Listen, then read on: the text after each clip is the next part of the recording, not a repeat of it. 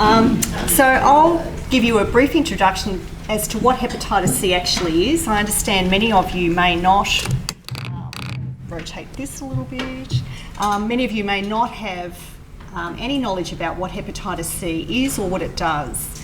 Hepatitis C is a virus. It's actually distantly related to other viruses like dengue virus, yellow fever, tick-borne encephalitis virus. So these are what we call flaviviruses. Hepatitis C is distantly related to that, but unlike those viruses, hepatitis C causes a lifelong chronic infection in people.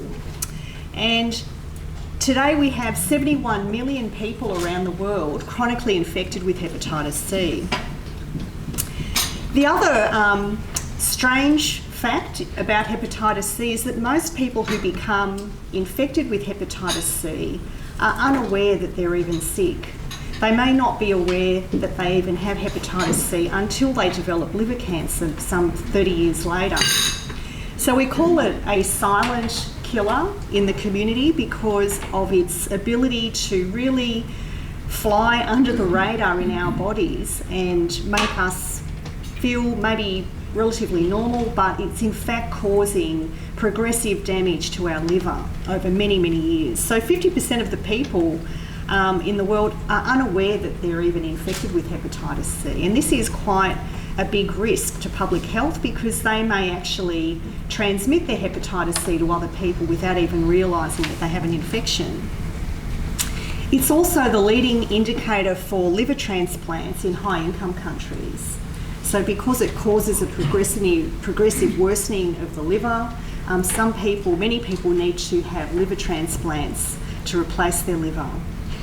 And another sad fact about hepatitis C is that in countries like the United States, hepatitis C in fact kills more people than HIV does now. HIV is so well managed with antiretroviral therapies that people, particularly baby boomers, are outnumbering those dying with HIV.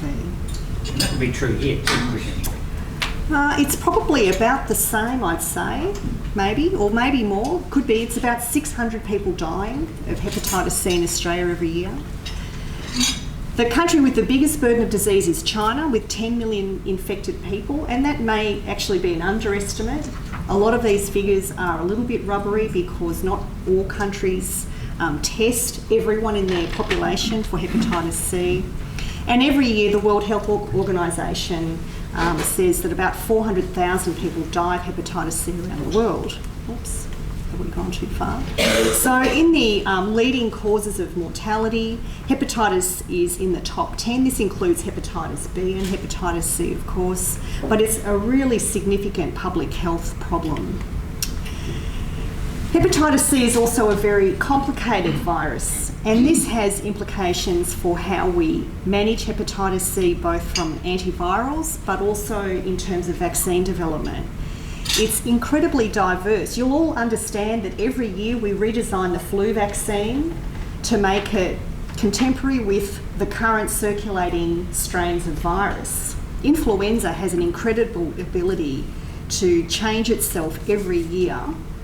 And so our flu vaccine needs to be updated every year to remain relevant to the current circulating strains. Well, HCV is probably 10 times more different to influenza. It is the most genetically diverse virus that we know of that's circulating in the human population. Every strain is different in its genetic sequence. In a human who's infected with hepatitis C, the virus rapidly mutates and accumulates different mutations, so it actually evolves in what we call a quasi-species. There's like millions of different sequences in an infected person. But this also has, of course, implications for how we design vaccines, because we need a vaccine that will actually protect against all of these different viruses that are circulating around the world. So, as Brendan said, hepatitis C is one of those viruses and human pathogens that we actually believe we can eliminate as a public health threat. And the whole reason we think we can eliminate it is because of the discovery of direct-acting antivirals. These drugs were discovered by a number of scientists that I know very well, and they actually target the viral proteins of the virus and stop its ability to replicate in infected people. And so by taking one of these pills every day for about 3 months, you can actually completely eliminate every trace of hepatitis C virus from an infected person. And they are cured, and they will stay cured for the rest of their lives. The virus doesn't hide like HIV does. You can completely get rid of hepatitis C virus from an infected person within 3 months. So as long as they don't continue any at-risk behaviour, they won't have another rebound of hepatitis C. They are cured. So treatment is now possible, and with the great assistance of the Australian federal government, who invested $1 billion into purchasing these drugs for Australia, everybody who has hepatitis C in Australia is able to seek treatment for hepatitis C and be cured. So obviously treatment is possible as long as you know that you have hepatitis C. And that's where testing comes in. We need to make sure we're testing people to find everyone who has hepatitis C. But we also need good harm reduction programs, like the needle and syringe exchange programs, and education of people to make sure they're aware that they need to be protecting themselves against getting hepatitis C through their everyday practices. But the last thing that we don't have for hepatitis C is a vaccine. And we really need a vaccine to stop new infections, and we need a vaccine to stop people becoming reinfected. What I haven't told you yet is how we get hepatitis C. And it's quite a different story depending on where you live in the world. So in developed countries, the USA, Europe, Australia, most infections occur through injecting drug use. And most of those infections occur in young people. Maybe they made a mistake at a party. They were drunk, they shared a needle with someone, and they got hepatitis C. Most of us have got kids, teenagers, we understand how this can happen. A lot of people fall into really bad patches in their life, and they may become addicted to heroin, and they get hepatitis C. It's not their fault. And I really feel passionately that we shouldn't be stigmatising these people and blaming them for their behaviour, and as a result get hepatitis C. People get lung cancer because they smoke, right? So why do we blame people for injecting drug use? I know it's, we can go into the arguments around all of this, but we really need to stop the stigma. And that's where some of these outside things in our elimination will come in: addressing stigma, education, training and awareness, forming good collaborations and partnerships with other people who are trying to eliminate hepatitis C, engaging with the affected community so we understand what they want and how we can best respond to their needs, rather than just telling them, this is what we're going to do for you. And we like to do good modelling and surveillance, and I'll show you some of that work that's relevant to vaccine. And of course, research and development. We need much better, quicker ways of testing people, and we need to understand how to develop a good vaccine to protect against hepatitis C. So because of these drugs, the World Health Organization introduced a strategy for the elimination of hepatitis C, and the targets of this by 2030 are 90% reduction in new infections, 65% reduction in deaths, 90% of infections diagnosed, and 80% of people on treatment. Obviously these are really ambitious targets, but they give us somewhere to at least aim and make sure that we're really pushing the boundaries on what we can do to reach these targets.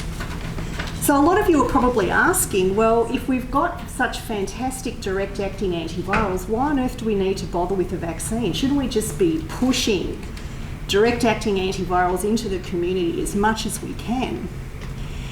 We know that the direct-acting antivirals in real life probably have a 90 to 95% cure rate.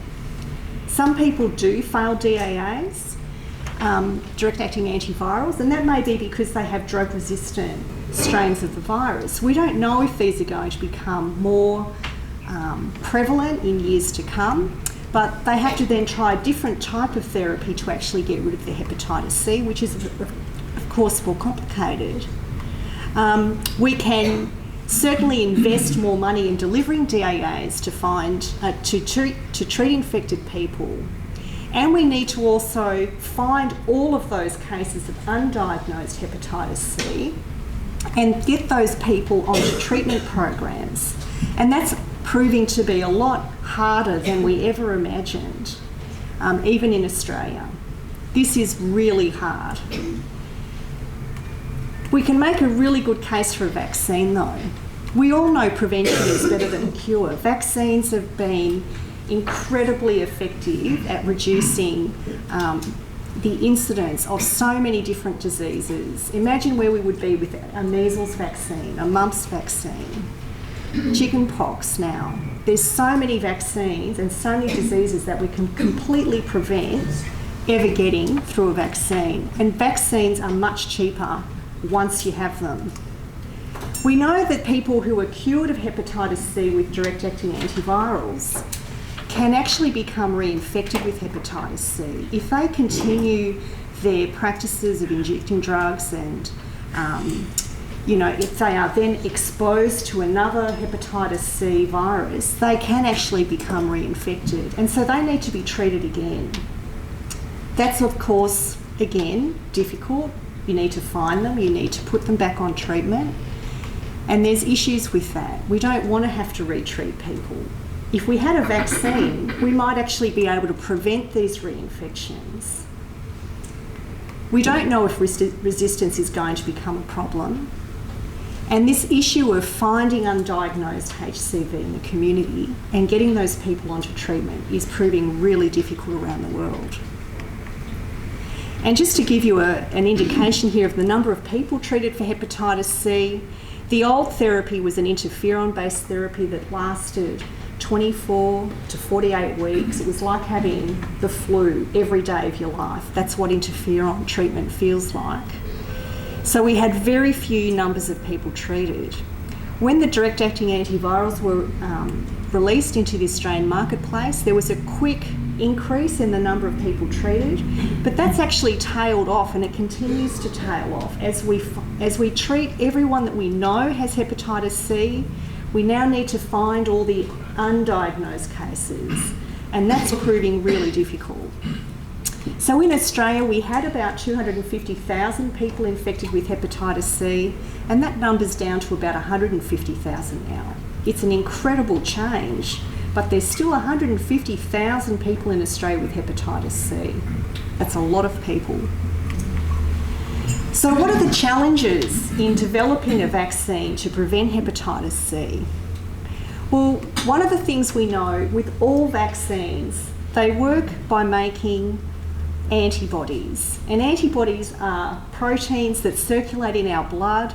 They attach to the pathogen and stop that pathogen from infecting the cells in our body. And all vaccines work pretty much the same way. And we need to actually make those antibodies when we're vaccinated. So when you get the hepatitis B vaccine, you get 3 doses of the vaccine, and you make a particular type of antibody that blocks hepatitis B virus from being able to infect the liver. With hepatitis C, we actually need what we call broadly neutralising antibodies. These are antibodies that don't just bind to one virus, but have the ability to bind all of those different viruses I was telling you about before that circulate around the world. And these antibodies are much harder to make in a vaccine. And this is one of the reasons we remake the flu vaccine every year, because we tend to make very specific, narrowly focused antibodies that work against one strain of the virus. If that virus just changes a little bit and that antibody doesn't recognise it anymore, the antibodies don't work, and so you'll actually get infected. That's what happens when people now are having their influenza vaccinations and getting infected. There's a mismatch between the virus that's circulating in the community and the virus that's in the vaccine. So this is extremely challenging, and it continues to really dog HCV research. It's also a problem for influenza. It's also a problem for HIV vaccine development. It's a very big problem, and malaria as well we can add to the list.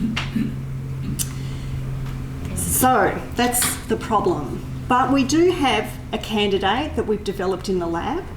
It's a modified version of one of the proteins that's on the surface of the virus, and we've shown that we can generate these really potent cross-neutralising antibodies that work against all of the different strains of hepatitis C. And we published this a couple of years ago now, and we've been working on improving that vaccine.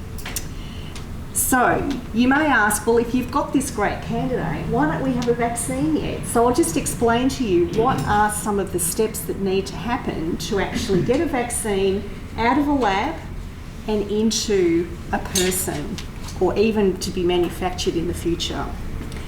So one of the key requirements for any vaccine is that you can actually make it really easily. It has to be easy to make, it has to be cheap, and it has to really align with technologies that regulators are happy with. One of the biggest questions about vaccines, and we hear this from the anti-vaxxers all the time, is are they actually safe?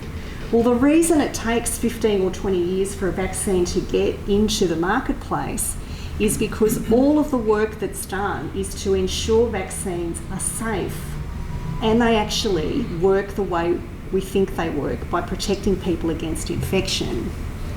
So we've spent a lot of time, and we have an NHMRC grant, to really align our technology with another technology that's been very well accepted and used in vaccine development around the world for other pathogens like Ebola virus, and to kind of accelerate the progression of that into a human clinical trial. If you can align it with something that regulators are happy with, that development pathway gets a lot easier and quicker. If you're trying to do something that's being used for the first time in a human, then you really slow down your development pathway, because there are a lot of other steps you need to make sure you're passing before they'll let you put it into a human. The other key question that people ask is there an actual investment case for a vaccine? If you're a business person and you want to invest money in something, you want to know that you're going to make money. And we've done a lot of work looking at whether there is an investment case for hepatitis C. And you can look at that a number of different ways. You can look at it from the perspective of, can we make money from a vaccine, or can we save money in the healthcare system? And I'll show you some numbers about that using our modelling. The other key questions are, is there interest from industry? I would have to say interest is reasonably low. Because of the direct-acting antivirals, industries think, well, we're making money from these drugs, why should we now invest $1 billion or $2 billion into vaccines? So there's a lot of advocacy work that has to be done by us and you to convince industry that we need to go forward with a vaccine. I think there is interest in the community. When I talk to people who have hepatitis C and I tell them about the vaccine, they're really excited. They want to know that if they go on treatment, they'll never get hepatitis C again. But we can't tell them that at the moment. And there has to be also interest from organisations like the World Health Organization.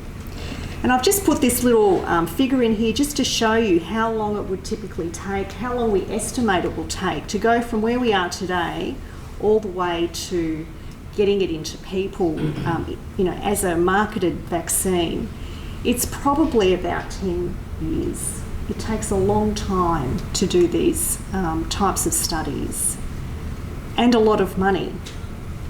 Okay, it is not cheap. The average cost of developing a vaccine is somewhere between $500 million and $1 billion in today's money. So this is what a vaccine for hepatitis C can do. This is a modelling study I did with Nick Scott. We looked at a 75% efficacious vaccine, so that's probably it's better than the flu vaccine at the moment. It's not fantastic, but it's good enough to be a vaccine that you would use in the community. And our strategies were, what happens if you just do what we're currently doing, where you're screening and treating people, compared to what would happen if you added a vaccine where you screen people, you treat them, you vaccinate them, stop them getting reinfected, and you vaccinate anyone who doesn't have hepatitis C yet, but they're at risk of getting hepatitis C. And you can see that if you add a vaccine into the mix, particularly where there's a high prevalence of hepatitis C in the community, you go from a 20% reduction in incidence to an 80% reduction in incidence. It makes a massive difference. And if you look at the cost, so this is the breakdown, how much it costs for antibody testing, RNA testing. These are the two tests you need to have to determine if you have hepatitis C. You then add in treatment costs. If you have a really cheap vaccine, so these are $50 blocks, just say it's $50, you massively reduce the costs associated with testing and treatment of people in the community. And the other thing it does is increase the feasibility of eliminating hepatitis C. If you have a vaccine, you don't need to test people every 6 months. You can go to a 2-yearly testing schedule, which really makes it more feasible to monitor hepatitis C in the community. And the other interesting thing is if you look in different countries, you can also see that with a vaccine, you can really change how you manage the elimination of hepatitis C. So you can reduce the costs of all of your testing and treatment programs, and you can also save a massive amount of money. I'll just go to the summary slide here. So, for example, the total cost of reaching the World Health Organization elimination targets with the current strategies is $51 billion. If you had a vaccine that was $200, the vaccine would reduce the cost of elimination for 66 countries by $7.5 billion. And if you can reduce the cost of the vaccine to $50, you'd reduce the cost of elimination in 77 countries by $10 billion. So if we look at the health economics of this, it's clear that we need a vaccine to increase how quickly we can eliminate hepatitis C, but also reduce the cost to the healthcare system for hepatitis C elimination. So I think we can clearly argue the case for a hepatitis C vaccine. We need to increase advocacy for a vaccine with health organisations, investors and industry. And we really need to accelerate vaccine development to take our discovery into human clinical trials. And this is what we're trying to do. This is why we're here today, to talk about this with you. Obviously, it's not all money. It's also about advocacy and getting the message out there that a vaccine has a really important place to play in elimination. If we had all 4 of those components of our elimination wheel, harm reduction, testing, treatment and a vaccine, we could really make a massive difference to everyone around the world who has hepatitis C now. And really, I think we could really project ourselves into the future and say we can eradicate hepatitis C if we had all 4 of those things. So I'll leave you with that and hand back to Brendan. Thank you.